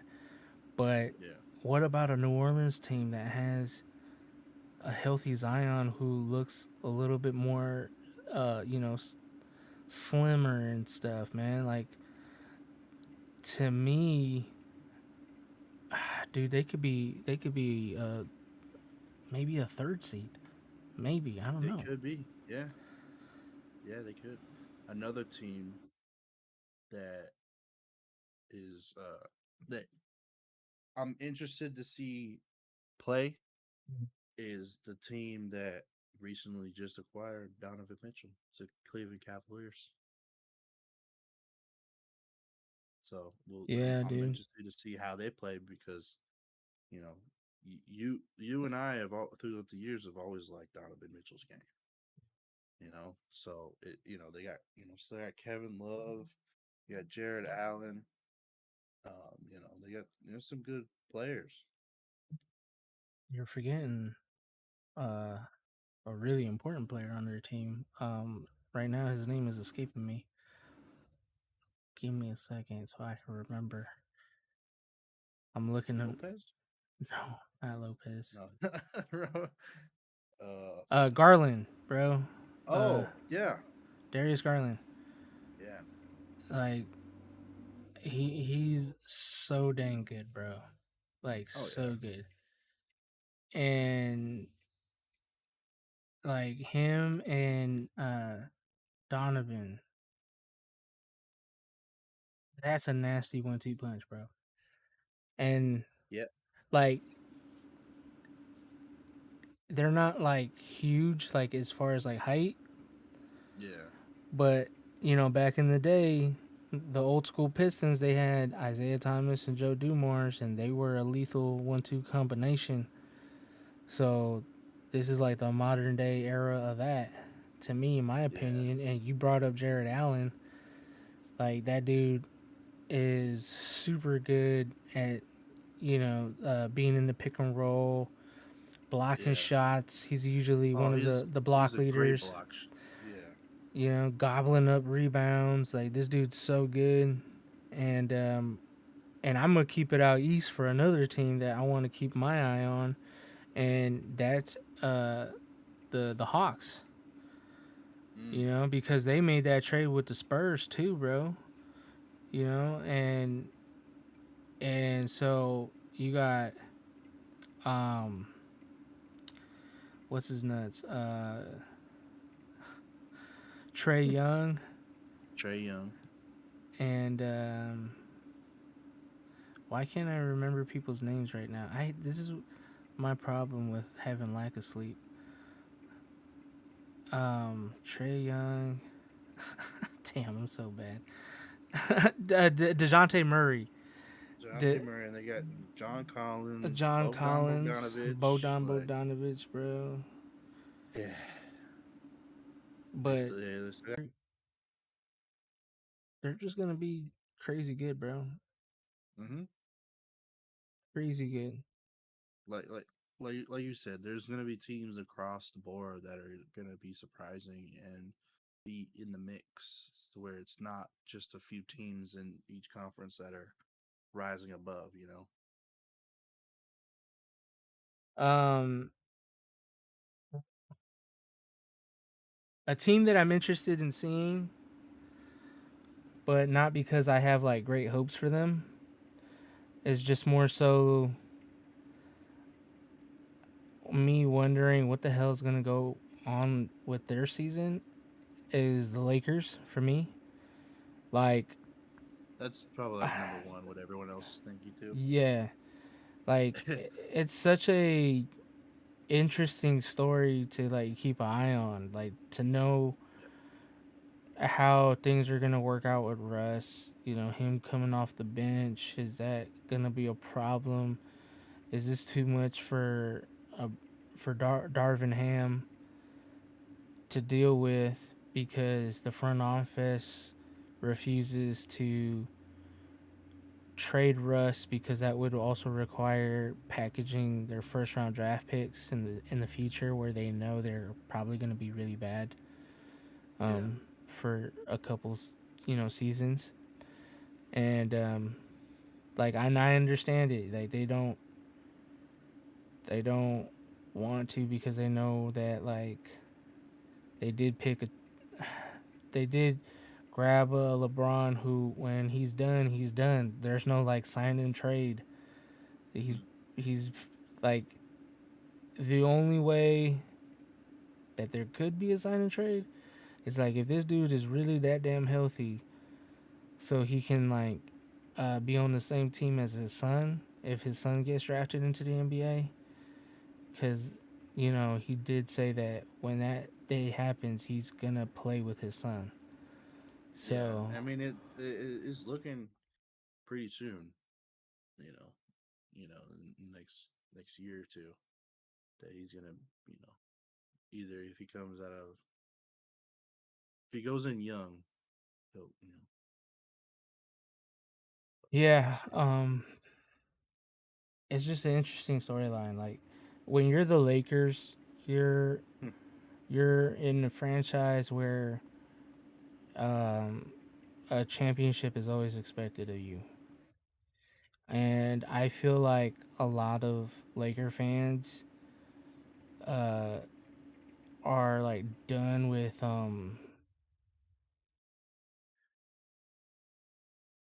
with with hearing about the only championship that they got since Kobe happened to be in the bubble. And Yeah. so it doesn't feel the same because no fans got to be there. there wasn't this back and forth traveling and it Yeah. feeling like a real war between two franchises or whatever. And you know what I'm saying? Like the It fan was a base couldn't weird really. season.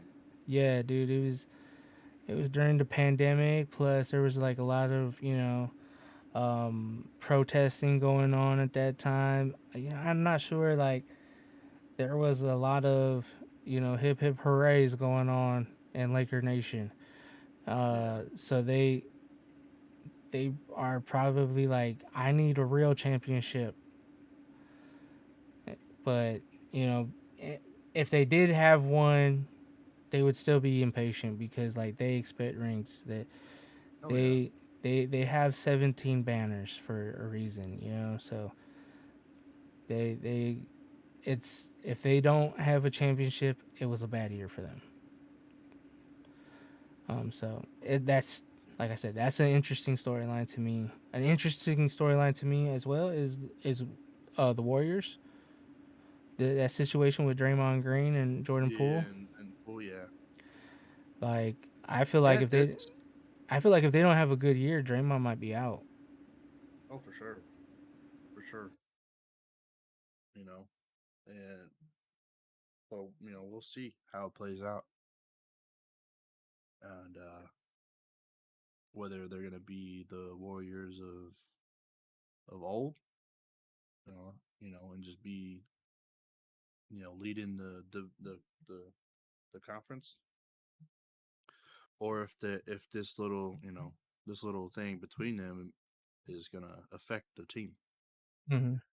you know, and because you could have all the talent, and then this any little beef could affect the whole team. So it's gonna be Yeah, interesting. because like if they don't have like a good season, like I can I have a feeling that like it's gonna affect the Jordan Poole Draymond Green dynamic because like now Draymond Green put himself in a position where like uh you can't come yelling at me, bro. Like Hmm. you embarrassed me in front of the entire world. Like I know that wasn't your doing about like the video being leaked out, but the thing is you sucker punched me and I'm embarrassed by it. Um my family's embarrassed by it. So if we're struggling, I don't want you finger pointing at me kind of thing. Like that's when Yeah. you might see him say, "Bruh, you over here calling us out, but what about you getting yourself all these technicals? What about you uh fouling out? What about you not being efficient, shooting Yeah. ill-advised threes and stuff like that?" You know what I mean? Like the all his Yeah. flaws might get pushed back at him, and so that chemistry might get like really messed up because of what he decided to do. So Yeah. it's an interesting storyline to like be paying attention to all season. Those two teams that you just mentioned Yeah. are going to be interesting to watch. What about the Nets, man? The Nets The with Nets too. like you don't know if that team's gonna get blown up next year. They need to go and get a championship, man. That's what they've been trying to do, and it's. I feel like now's the time that it's either win or bust, basically. Because if they don't win, I feel like that team's gonna. Like if I was the Nets and I didn't get a championship, I would see if like if this is just me. I know that the Nets wouldn't do this and wouldn't even it wouldn't cross their mind. But if it was me, if I was the owner of the Nets, I would look for a way to sue Kyrie Irving because Yeah. I want my money back for all of the times that you left and you didn't tell nobody and all the excuse makings that you kept making about the reasons why you needed to take time off and uh you kind of sabotaging my seasons and stuff because you refused to get a COVID shot. And Mm-hmm. so therefore I can't have you traveling with my team to have a better possibility of winning a series because some states, and in their case being out in the East, another country will not allow unvaccinated players to cross over. And so, if he like gives me a bad season, I'm gonna be like, bruh, you need to give me some of my money back. I'll pay you. For real. I'll pay you for the games you played, but all those games that you missed, I need my money back, bro. Mm-hmm. That's just me though. Oh, I agree. I mean, it's kind of like he's kind of made a joke of it, basically. You know, it's like he wasn't real serious. So like what's the point? You're either here to win or what are you here for? You know, and if you're here to win, you got to get on the same program. You can't be, you know, the saboteur that he was made out Yeah. to be with not doing all this stuff. So yeah, there's a lot of eyes on them as well. I smiled when you said saboteur. Shout outs to the number one saboteur that you and I know. Love, that's a couple, but We still love you, joke. dog. That's all. Okay, so predictions on who would be in the finals. Like if you just had, like I ain't like holding it to you. Like I'm not gonna be like, you know, as we get down in the season, I'm gonna be like, remember you said that these guys were gonna. I'm not doing that. I'm just saying off of like, just Just just why? just Let me right tell now, you real quick, right? just right now. Because if I just look at the team, Yeah. then I'll be like, okay.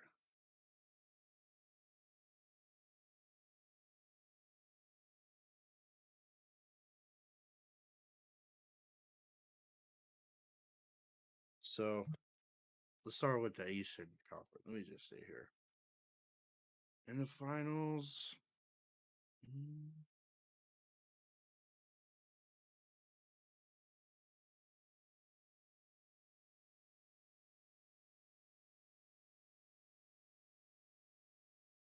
I'll go Celtics or Warriors. You want a rematch? That would be pretty cool. That would be pretty cool. And Yeah, then that would make Ime Udoka even more expendable yeah. since he's suspended for the year and if you're Just able to take that team to the finals and yeah, possibly win it, like yeah. then it's like, oh yeah, we gotta fire this dude for sure and So that make the that's just interim my the head coach. yeah. So that's just my just out of the blue prediction. It So could it could go totally different by the end of the season. yeah. But We'll make it. if I say the two We'll make. best teams, I think we should make another prediction in the just go middle of the halfway season, through. Yeah, and then another prediction when the season is over, right before playoffs. playoffs. Yeah, Um, yeah. What do you so think? I agree with you on one team. I agree with you that the Warriors will be there. Yeah, Um, for me, just more so because I would like to see it. I want to see Milwaukee back in the finals again because yeah, I yeah. think if Giannis wins a chip over the Warriors, you're gonna need to start saying with the exclamation point, he's the best player in the league. Put some respect on his name. Yeah, cause Basically. like, cause that would be a feat, bro. Because they Oh yeah. like, who was it that they beat when they won the finals? Can you remember? Who? The Milwaukee when they went to the finals. Who did they beat? I remember it was like a lesser team. Oh, it was the Suns, wasn't it? I can't remember. I think so. Um, I just think that That would just be like the craziest win. Yeah, it was the Suns. Yeah. It was the Suns. Okay, yeah, Yeah. because like there's a huge difference to me and the talent level between the Suns and the Warriors because like one team has been together for a long time. They've been tested. They have the Oh yeah. two greatest shooters in the history of the NBA, and these guys just know how to win chips. Um, Yeah. and Milwaukee, like some people are like, they beat the Suns, bro. They didn't beat somebody who had like a mega superstar on their team. Well, on the Warriors, you'd have Steph, and then you'd have the Splash Clay. Bros all together, right? And then Jordan Poole is starting to become like a third Splash Bro. Yeah. And they're just a deep ass team, bro. Like it's crazy. The guys that are from the fifth to I don't know the ninth guy on the roster, maybe even 10th guy, like they would be starters on most teams. Mhm. It's just crazy. It's a It's deep a bench that they got, yeah. and And if they're the not starters, they're like six men. You know. yeah, Um. And that's a good I think that would be an that would awesome be a good match that would be because Milwaukee is a great defense every year now, oh yeah, and and then so you got a healthy Chris Middleton, but it would be interesting to see what what's gonna win the number one possibly defense versus possibly the number one offense. Which one wins, man? That's crazy. yeah, that would be Uh, actually pretty fun to watch. so let's switch it up again. I'm gonna have this be more so all you because you're the baseball guy. All right. I am the baseball guy, but I will be honest. I have You not watched a lot of baseball this season because you know, uh, being because you an ain't in Oakland it in A's order to fan. try and win it. Yeah. No, not to the fact that my team is not there is what has been done to my team Uh this huh. off season, or the off season before this season is basically my team was gutted from head to toe, split up the middle, It's always like gutted. that always happens a few It's always years. Every couple of always years. yeah, but I paid attention to a lot of teams. I mean, this year in baseball has probably been one of the most historic. I mean, you got to look at Aaron Judge. He set the single season record for the most home runs, which is 62 home runs in a season. That's insane Insane, bro. for somebody to hit in a single season. And I mean, obviously, the Yankees are always a team to beat. But it was over in Southern California where the Dodgers won 111, 110 games, and got beat by the Padres and knocked out of the playoffs, the postseason. Like so, That's insane, bro. That's it, an upset, bro. yeah, that is an upset. Had to win those many games, and you can't win the series that that moves you on. So yeah, baseball is in its postseason, and there's a lot of teams that are very good. You got the Padres are good, the Yankees, the Braves are good. So for me to pick a team to possibly win it all, would have to say probably the Yankees will probably win it all.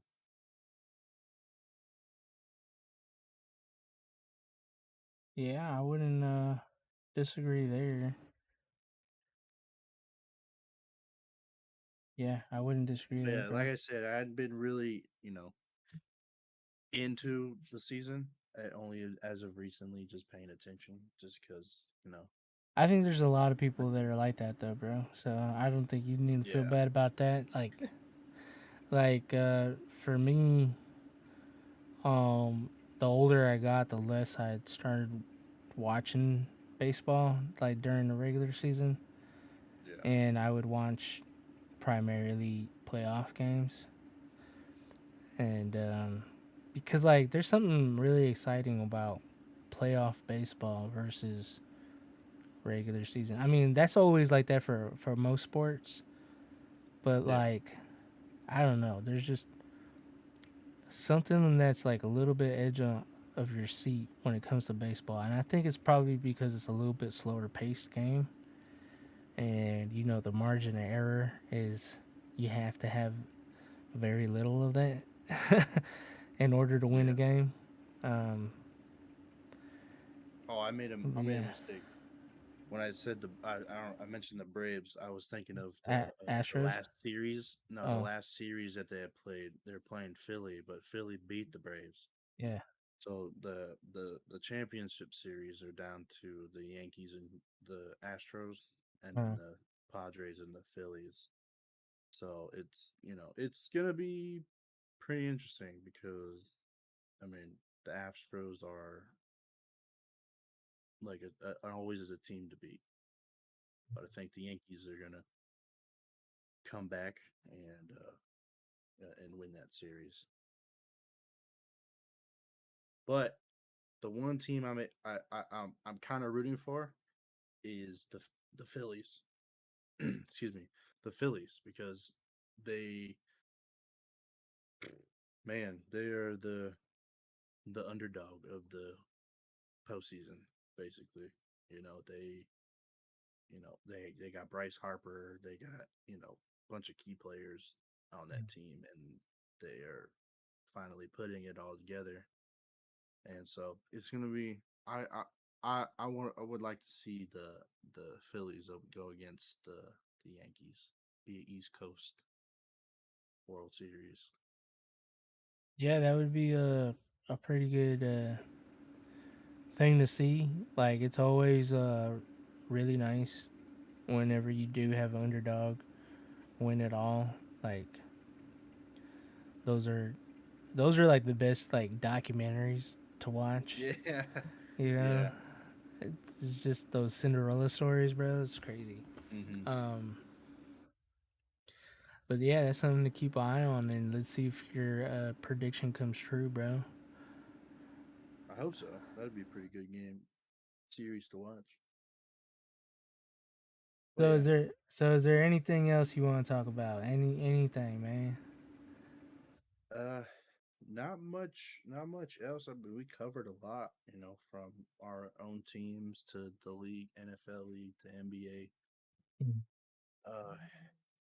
Just going forward. I know like on Sundays and game days, you're a Raiders first guy. But I mean, I'm excited to see rolling out future episodes being an all sports thing. Because there's a lot that's going to be happening in the next couple months. Yeah, I for mean, not sure. the months, but like weeks. Yeah, So yeah, not much to add on. I mean, we covered a lot. We're just you know in the mid towards the end of the week, and we're looking to Sunday, so we're gonna be yeah. So hopefully for everybody that's watching, hopefully we can schedule you in more. So this way we yeah can talk about all sports, but also it'd be fun to be able to see how both our teams do on the Sundays and yeah. discuss it. Um, Oh, we didn't even talk about what we talked about last night. what was that? Is to continue on our teams, Yeah. how we've always had the beef Oh of yeah. Raiders and Niners. Oh yeah, man. You Ta- know, you, you, and you, you talking about like how like the teams in our division, we don't care about them. Yeah, That stuff. Yeah, you know, yeah, like you have our your own division beef, but then it's yeah, like, what are the teams that are always been yeah. rivalries, which is the two teams that were The competing battle, yeah, for the battle Battle of for the Bay. Battle of the Bay, but it was You know, more. It wasn't just a battle for the Bay. It was a battle for Cali because yeah, there's so many Southern Californians who are huge Niner and Raider fans. yeah. And So I always say it to this day. I would love to see a Raiders Niners Super that would be insane. Bowl. And It would. you know what? People might die after People, the win, you after never whoever wins, know. bro. Wear body armor because you never know what's gonna You gotta wear happen. when you go out to celebrate in the streets. You gotta go out with a bulletproof vest, man. Yeah, Otherwise, you gonna be like thinking of that song that 50 Cent had out back in the day. You know the Many Men song, many Many men Men. wish death home. Yeah, yeah. Yeah, So you're gonna go out there and you're gonna see all those many men that if you were the winning team, on eh, one side you're gonna yeah, see a black hole. The other side you're gonna see a sea of red, and it's yeah, it's gonna gonna be be bad. it's gonna be like that movie Gangs of New York when they remember when they all met up and just clashed, It is, yeah. or, That's really how it's felt over the years. but but I'm saying like if that happens in the Super Bowl, bro, like It'll be that's They're gonna probably amp the gonna security. they do all of the police departments in California need to be on high alert, man, because it's about to be like the purge. It's gonna For be real. purge slash uh uh the Infinity War.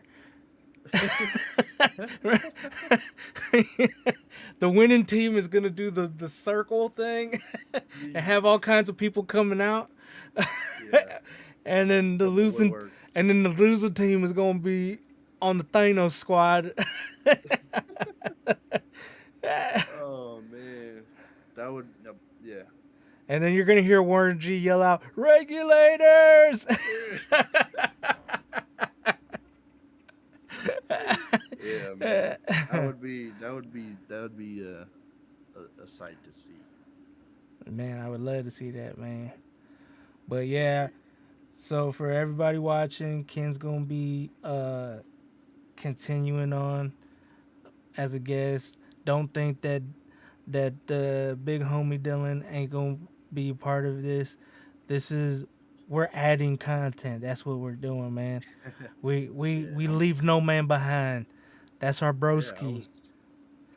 I was excited that you asked me to be on here. Um and stuff, and given the fact that I was the first one that you talked to about this podcast, and I told you to full send it, Yeah. and you did. So I'm glad to be a part of it now. Yeah, I'm glad to have you, man. And I think like it's gonna really spice things up every Sunday, man, because like if both our teams lose, then it's like we have a lot of stuff to get off our chest to one another. Chest. It's like gonna be a time to vent, but then like, Yeah. maybe who knows, maybe there might be a time where our teams do look like they're gonna have a collision course to one I another, mean, and then I that's mean, when the trash talking comes. We just when if we ever get scheduled like in a regular season, bruh, oh, we got one this we got season. oh yeah, I forgot. So we're gonna talk Week crap. 17. Yeah, week 17. We gonna talk crap Be from there, here be on. square. We gonna talk crap from now till then, man. But Yeah. right now it's being very respectful because it's the first time on. But after Yeah. this, it might be like, it's on site. It's on site for real. But yeah, man. Excited, you know, to continue. And it's gonna be it's gonna be some good podcasts in the future, man. Yeah, man. So, before I let everybody out, man, I want to just remind everybody to like, comment, subscribe. You ain't got to subscribe if you don't want to, but just hit the thumbs up, man, because that helps with the algorithm. And if you feel like putting down a comment at any point, put it down. I'll read them. I'll answer them in the next podcast, the next live stream. But yeah, we're gonna keep this going. I know we've been slacking on the midweek stuff, but it's only because a lot of life stuff has been getting in the way. But hopefully, now that we have another broski around, we can keep the consistency going. That will help this channel grow, and I can't wait to have more people in the chat in the comment section, because then we can maybe one day just start a Discord like call-in kind of thing, and then you guys can be a part of the podcast too, man. So Oh yeah. so I appreciate anybody who's been watching, and I appreciate whoever's going to be watching this post live stream, and I hope all you guys have a great week, and we'll see you on Sunday, man. Oh yeah. All right, man.